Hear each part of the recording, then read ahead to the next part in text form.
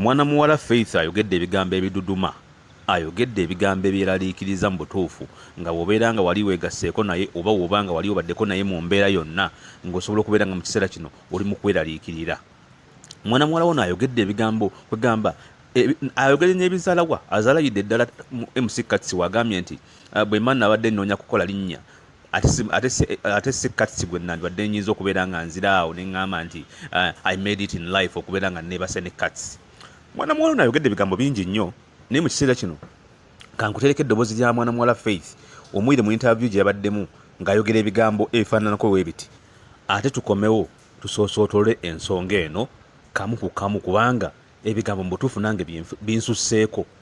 Ebigambo binsusseeko kubanga mwana muwala ono ekisookera ddala kyagambye nti essimu ye baagimubbako si ya releasinze videos zino wabula waliwo abantu abalala abazireleasinze abalina ebigendererwa ebyabwe abamubbako essimu ye. So wuliriza mwana muwala Faith nkolagana ki eri wakati wo ne MC Katsi ogenda kubeera nga otegedde ebintu byonna okwogeramu. See, I'm a new, but I have known MC Katsi for a long time, since 2017. So what is happening around, it's not really a big deal to me, like I'm trying to make news or what, because I have a lot with him that I would have spread out already to make news, but this is nothing.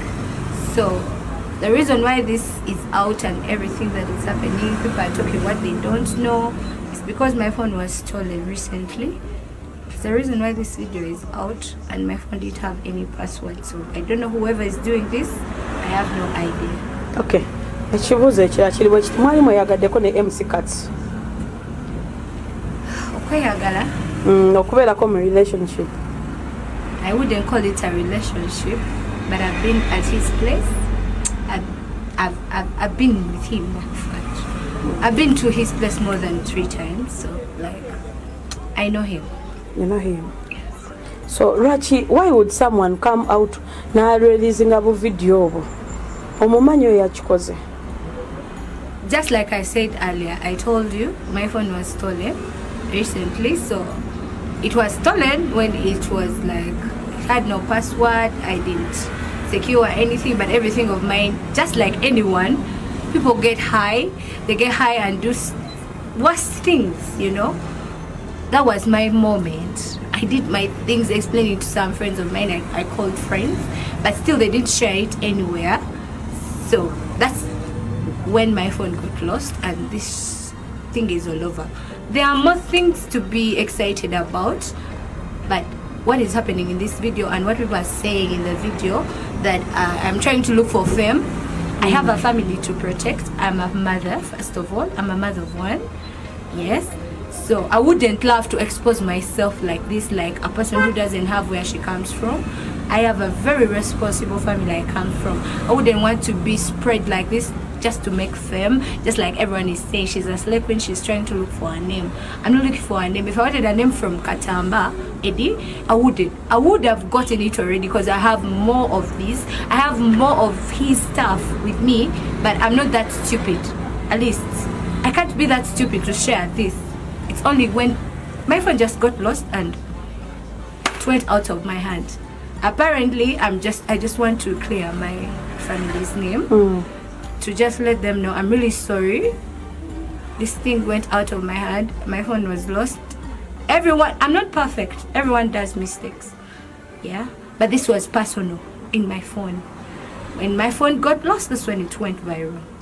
I started getting calls from different people claiming that I'm the one who spread this thing, but I didn't. That's what I want to let the world know. The world should know that I didn't spread nothing.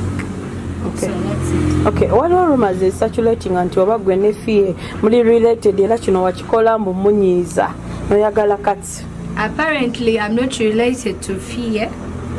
I don't not at all. Fie is just a person I've met like twice at her show, and there's one time I met her on Kampala Road. She was driving, then we met, like we just chatted as friends. We exchanged numbers. She's my friend, but I'm really sorry. I'm badly sorry about this. I didn't have any intentions of doing any of this. Osobola otya okubefriending omuntu nga mujjawo? apparently by the time I became friends with Fia, I wasn't in touch with Kat yet. Kichozaako inacho plan zonna nti oba oteekateekako laba oti kufuluma ggwanga inagwo ogenda osuubinga anything like that. Apparently people have been calling me, different TV stations, radios. Some of them have been even threatening me, like there's this. Some of their interviews were like by force. Wherever you are, we are going to find you first. We want to know what's your side. What? I told them, you know what? I was only not picking any call. It's only you I picked up. I decided to tell you what's happening, and this is my last interview.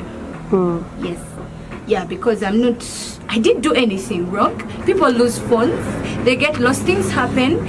No one is righteous, no one is perfect. Things have happened. They have gone out of their hands, but I didn't intend to get fame or anything. Like, what is there in that video to celebrate about? Sleeping with empty cats? No way. That's not an achievement in life, right? So I couldn't brag. I have a lot to share, to brag about, not that at least. My phone was just stolen, so that's it. That's all I'm trying to do. I'm clearing the air. I didn't share no video. I'm not looking for fame, but I'm protecting the name of my family because apparently it's gone. It's gone. And for my dad's case, I'm really sorry. You're really sorry. I'm really sorry. Mu bigambo byenkooti nzeemu nga nze ekisookera ddala mpulidde ng'agamba nti essimu ye baagimubbako y'ensonga lwaki vidiyo zino zigeetinga viral mu kiseera kino. Kansooke nzitaanye ku nsonga eyo. Ekisookera ddala mu mbeera bweti nga vidiyo zino zigeetinze viral, omukyalo ono ekintu kyalisoose okukola kwe kubeera ng'ayogera n'abantu basuubira abasobola okutegeera ensonga eno nga MC Cats, Bafie n'abasigadde. Yali asobola okubeera ng'abategeeza nti bannange waliwo vidiyo eziri mu kutambula, ne MC Cats mwennyini n'akimanya nti waliwo vidiyo eziri mu kutambula naye essimu yange baaginzibyeko sinze mpositinga ebintu bino. Kyova olaba MC Cats olwamubuuza nga amaze okubeera nga akavidiyo kano katambula, MC Cats olwamubuuza yagamba nti omuwala amumanyi naye tajjukira bikolwa ebyo ddirwe byakolebwa era tamanyi ddi muwala oyo lwe yabitaddeyo. Era n'agamba nti agenda kumusuubinga okumulopa mu mateeka. Kitegeeza nti MC Cats yali aware about the videos okubeera nga zitambudde. So ng'ate yono muwala yali amaze oluusi okubeera ng'akoze eki ng'ategedde ensonga esooka. Ensonga ey'okubiri mwana muwala ono agambye nti singa abadde ayagala kubeera ng'akola linnya oba ng'ayagala kweragira ku bantu olw'embeera eyabaddewo, MC Cats si ye musajja gwali awo gwayinza okugamba nti bwe neebase naye nakimeekinze mu bulamu. Kamujereze kamumanyidde. Agambye nti MC Cats si ye musajja ali awo gwe nnyinza okubeera nga ngamba nti I made it in life neebase ne MC Cats. N'agamba nti singa mbadde njagala kukola linnya, ebyama by'abantu bingi nnyo bye nnina, videos nyingi nnyo mukiwulidde bulungi akyogedde. Agambye nti ebirala bye nanditadde byandibadde bingi nnyo okusinga okulikolera erinnya ku MC Cats. Kiba kitegeeza nti kati buli musajja yenna eyali yebaseeko n'omwana ono oba yali abaddeko n'omwana ono ali mu bweraliikirivu kubanga omwana ono alabika akadde konna agenda kubeera ng'ayabya abantu. Ekibuuzo kyange ekyokubiri, omuwala ono bw'aba agamba nti essimu ye baagimubbako, ate vidiyo endala z'alina z'agamba ez'abantu ab'enjawulo ab'amaanyi abasinga MC Cats z'ayinza okukolerako amannya yaziterekawa kubanga essimu baagimubbako mwe basanze eno. Ate jjukira yenda mu statement z'agambye nti vidiyo eno bwe yakolebwa bwe yagikwata yagiweezako mikwano gye giri close, gyasubya nti tegisobola kubeera nga gikola ki nga gisharinga vidiyo eno, era muno gyo mikwano gye tegyasharinga vidiyo eno, wabula bano ababbye essimu be bakoze ki be basharinga vidiyo eno. So kakati bw'abanga agamba nti MC Cats si ye musajja gwayinza okubeera awo n'agamba nti gwe yeeragirako nti yeebase naye, lwaki gyo gino mikwano gye gisigadde yagiweereza vidiyo zino? Okwo tekwali kweraga mukitegeera. Omukyalo n'atutegeeza n'agamba nti asinkanye MC Cats kwegamba akyayidde MC Cats emirundi egisukka mu 3. Kitegeeza emirundi mingi nnyo gisukka, bwe kiba nga kisukka mu 3 kitegeeza kisobola n'okubeera nga kisukka mu 10. So kaakati mu kiseera kino agamba nti kati kyagezaako okukola kwe kubeera nti aprotectinga erinnya lya famire ye kubanga lyayonoonese dda. Mulize ebintu bino bannange. Omuntu ayagala okuprotectinga famire yo oyinza otya okubeera nga ate okwata vidiyo ezibeera nga zifaanana bwe ziti, kubanga kitegeeza nti almost buli musajja gwabeera nga yeebase naye abeera mukwata vidiyo, kubanga agamba nti videos ennyingi n'ebyama bingi by'alina by'asobola okusharinga ebiyinza okumukolera erinnya okusinga okubeera nti yeeraga nti yeebase ne MC Cuts. So bannaye kino kituwa ekyokuyiga baganda bange ne bannyinaze. Ebintu bino lwaki mwekwatakwata obuvidiyo nga muli mu bikolwa bino ebyokubeera nga mwesabula? Tugambe nti okwekwata video nakyo kiri part of making love. Tugambe nti okwegamba okwekwata video nagwo gwe mulembe oguliko nti buli muntu olina okubeera ng'olaga obujulizi nti munnange neegasse ne gundi neegatta ne gundi. Mwana mwala ono ndoza mumuwidde agambye nti eyo interview yekoze eki esembyeyo ebigambo byombiwudde bulungi sijja biddamu nnyo byonna naye nga nze n'ebintu bye nnonzeemu nga nze byensobodde okubeera nga nsobola okubeera nga mbatuusaako ne mbawa kubanga byewuunyisa really byewuunyisa. Baaba ono omwana yatususseeko kubanga atuuse no ku point egamba abantu bano bansobedde abakola ebintu bino ebiti okuviira ddala kubogera ku bantu ebikyamu oluvannyuma lwa byonna bamala ne beegana nti munaye essimu yambuzeeko biki. So kakati gwe wamma ogamba otya? Mpozi ate kankuddiremu eddoboozi ly'omwana ono bw'obanga obwali tosobodde kubeera ng'obiwulira bulungi, kankuddiremu eddoboozi lya Faith ng'agezaako okubeera nga yeegaana ebiriwo wakati we ne MC Cuts. Mubeere bulungi. A lot with him that I would have spread out already to make news, but this is nothing. So the reason why this is out and everything that is happening, people are talking what they don't know, is because my phone was stolen recently. It's the reason why this video is out, and my phone didn't have any password. So I don't know whoever is doing this. I have no idea. Okay. Ekibuuzo ekirala kiri bwe kiti mwali mweyagaddeko ne MC Cuts. Okweyagala? Okubeerako mu relationship. I wouldn't call it a relationship, but I've been at his place. I've been with him. I've been to his place more than 3 times, so like I know him. You know him? Yes. So Rachi, why would someone come out na releasing a video obo? Omumanyo yakikoze.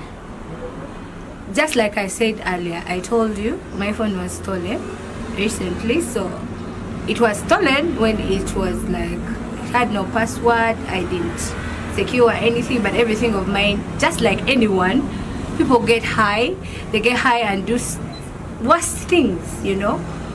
That was my moment. I did my things, explaining to some friends of mine. I called friends, but still they didn't share it anywhere. So that's when my phone got lost, and this thing is all over. There are more things to be excited about, but what is happening in this video and what people are saying in the video, that I'm trying to look for fame. I have a family to protect. I'm a mother, first of all. I'm a mother of 1. Yes. So I wouldn't love to expose myself like this, like a person who doesn't have where she comes from. I have a very responsible family I come from. I wouldn't want to be spread like this just to make fame, just like everyone is saying she's a slave queen, she's trying to look for a name.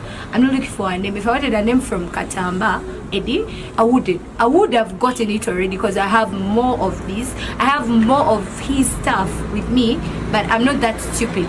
At least I can't be that stupid to share this.